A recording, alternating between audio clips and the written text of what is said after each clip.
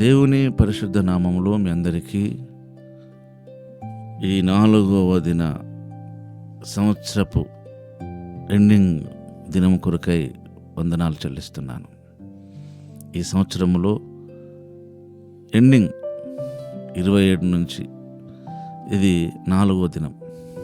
రేపటితో ఈ సంవత్సరం ముగుస్తుంది. ఈరోజు 30వ తారీఖు, 4వ దినం.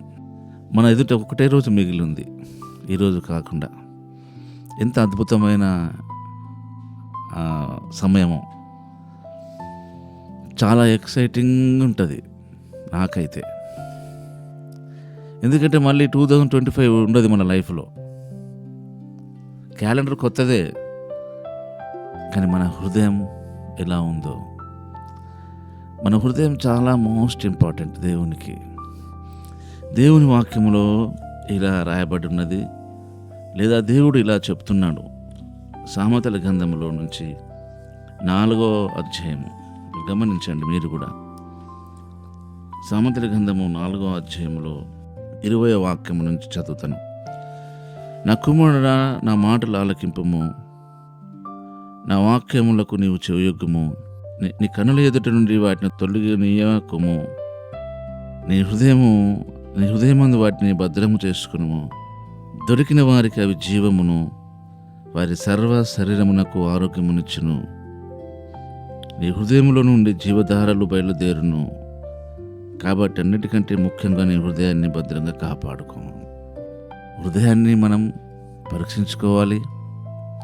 ఆ హృదయం మోసకరమైనది, ఘోరమైన వ్యాధి కలిగినది. అదే సమయంలో మన హృదయంలో నుండి జీవధారలు కూడా బయలుదేరుతాయి. ఇంత విచిత్రం చూడండి. మన హృదయంలో మోసకరమైనది, ఘోరమైన వ్యాధి కలిగినది. అదే హృదయంలో నుండి జీవధారలు కూడా బయలుదేరుతాయి.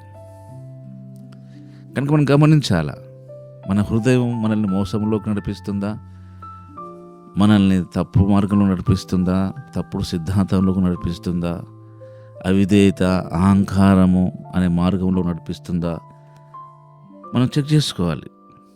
ఈ 4వ దినమైనను మన హృదయంలో జీవధారలు కూడా బయలుదేరుతాయి. దేవుని పరిశుద్ధమైన వాక్యము, దేవుని ఆత్మ గైడెన్స్ మన హృదయంలో నుంచే మనకి సూచనలు ఇవ్వడం ఇంత అద్భుతమైన విషయం అది. మన హృదయాన్ని మనం చాలా జాగ్రత్తగా కాపాడుకోవాలి. మన హృదయము అన్నిటికంటే మోసకరమైనదైనను, వ్యాధి కలిగినది అయినప్పటికీ అందులో నుంచి కూడా జీవధారలు బయలుదేరుతాయి. కనుక మన హృదయాన్ని దేవుని వాక్యం ద్వారా శుద్ధి చేసుకోవాలి. దేవుని పాద సన్నిధిలో గడపడం వల్ల శుద్ధి చేసుకోవాలి. మనం ప్రభు సన్నిధిలో ఉన్నప్పుడు దేవుడు మన దోషమును, మన పాపమును గ్రహింపచేస్తాడు. మనం గమనించాము కదా, దావీదు గారు చెప్పిండు తన హృదయం మోసకరమైనదని, దాన్ని పరీక్షించమని. ఇర్మియా భక్తుడేమో అది మోసకరమైనది, ఘోరమైన వ్యాధి కలిగినదని చెప్పి దాన్ని ఎవరు గ్రహించగలరు అన్నాడు. కనుక గ్రహించడానికి దేవుని వాక్యముతో పాటు దేవుని పాద సన్నిధి కూడా చాలా ప్రాముఖ్యమైనది. దావీదు గారు చేసిన ప్రార్థనలో 19వ కీర్తన చూస్తే, ఈ 19వ కీర్తనలో 12వ వాక్య భాగం ఇలా చెప్తుంది చూడండి.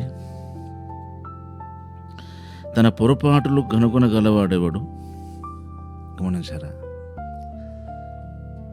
తన పొరపాటులు కనుగొనగలవాడెవడు? నేను రహస్యంగా చేసిన తప్పులు క్షమించి నన్ను నిర్దోషంగా తీర్చుము. కనుక మనం దేవుని వాక్యము, దేవుని పాద సన్నిధే మన హృదయాలోచనలను ఫిల్టర్ చేసేది. మనల్ని మనం పరీక్షించుకుందాం. ఒకవేళ ఈరోజు మీరు ఉపవాసం ఉండుంటే ఎంత గొప్ప ధన్యులు. దినమంతా లేకుండా ఒక పూటైనా ఉండడానికి ప్రయత్నం చేయండి.